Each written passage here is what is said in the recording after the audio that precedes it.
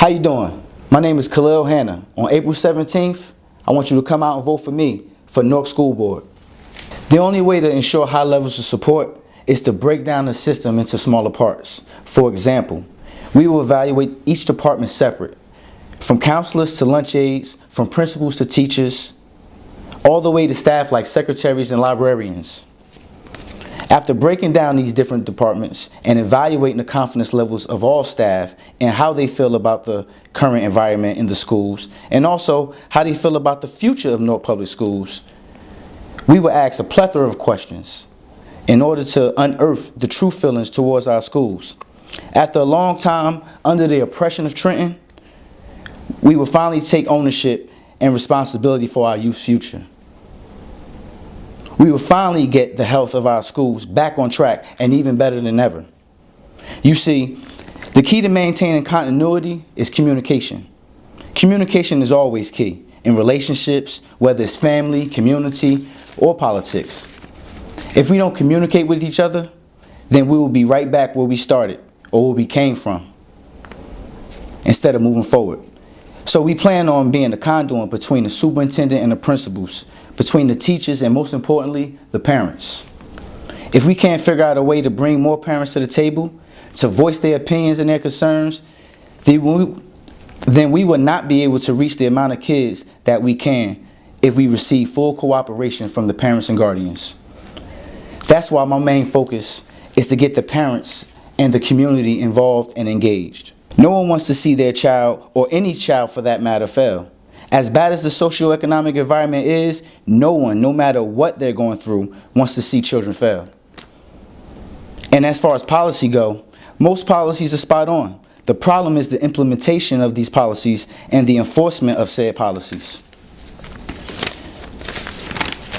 The main policy I want to enforce is attendance. This is why we need to bring back truancy officers and give the attendance counselors the tools that they need to make these policies work. Other than that, most of the policies already on the books are pretty good and foolproof. However, the implementation and the accountability is very low and underwhelming. We don't need to reinvent the wheel. We just need a couple of new wheels. All-terrain wheels that can navigate through our weather and storms that we will face in Newark.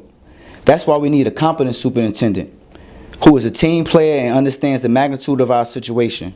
Our new super needs to have been on every level of school processes, from being a teacher to being a principal. I feel like our new super needs that experience because the environment calls for it. He or she needs to be a proven leader of men. Also, he needs to be very educated on facilities. Like a groundkeeper at the Masters, our new super needs to be able to identify and resolve the many facility issues we have in our old schools and even our newer schools. He also should have a very high level of personnel management, because you can have all the knowledge in the world but can't manage people, and then you're a doomed man. If you have a good plan of action but can't get the troops to perform, then you will lose the war. With the new regime in Trenton and the new governor, along with our dear lieutenant governor, I feel like the money will start being available.